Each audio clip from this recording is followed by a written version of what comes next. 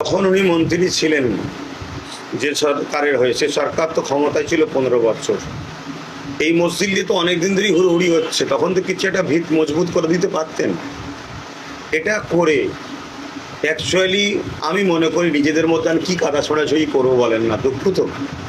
কিন্তু আমার সমাজের কিছু মানুষ যেভাবে জাতিকে ক্ষতি করেছে সেটা না বলেও চুপ থাকা যাচ্ছে না। এটা আন্দোলনের মুডকে নষ্ট করতে চাইছে। এই যেটা বিশাল কিছু আওয়াজ তুলে দেবে, লাস্টে দেখবে ফুস কিছু হচ্ছে না।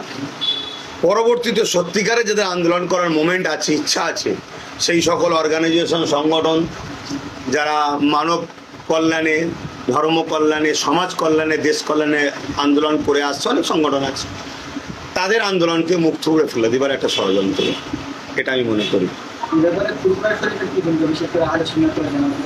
দেখুন, আমরা ওইখানকার মসজিদের যে দায়িত্বে, যারা সভাপতি কমিটির মধ্যে আছে, তারাই যখন প্রথমে বলে ফেললো যে কোনো আন্দোলন যেন রাস্তায় কেউ নামবেন না, ওই প্রতিষ্ঠানের তো শুনলাম সিদ্দিকুল্লাহ সাহেব উনি নাকি সভাপতি দায়িত্ব এই মসজিদের।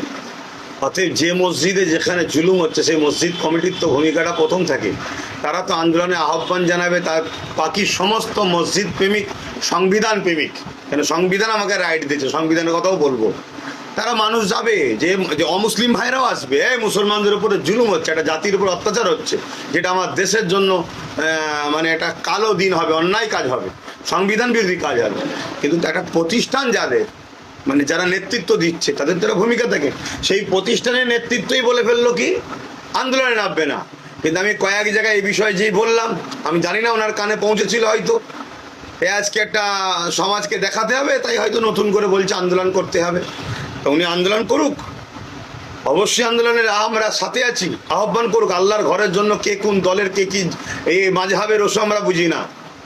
এবং পাশাপাশি সংবিধান বিরোধী কাজ হচ্ছে, কেন মসজিদের জায়গায় এয়ারপোর্ট, এয়ারপোর্টের জায়গায় তো মসজিদ নয়। অর্থাৎ আমার জায়গায় তুমি এয়ারপোর্ট করলে ভালো কথা, দেশের উন্নতি হয়েছে, আমরা তো সব দিয়েছি, আমরা তো সবই দিয়েছি, আগামীতে আরও দেবো। কিন্তু তার জন্য গাইজুয়ারি করছে কেন? সরকার তো গাইজুয়ারি করলে উচিত হবে না। সরকার যদি গাইজুয়ারি করে তাহলে সংবিধানও আমাদের কিন্তু জোর দিবার পাওয়ার দিয়েছে, সেই সংবিধান অনুযায়ী রাস্তায় চলতে হবে, সেই রাস্তায় আমাদেরকে হাঁটতে হবে। এবারে দরবার শরীফের পক্ষ থেকে কি আলোচনা হচ্ছে সেটা আলোচনার মধ্যেই আছে, সেটা যখন দরবারের পক্ষ থেকে ঘোষণা হবে আপনারা পেয়ে যাবেন।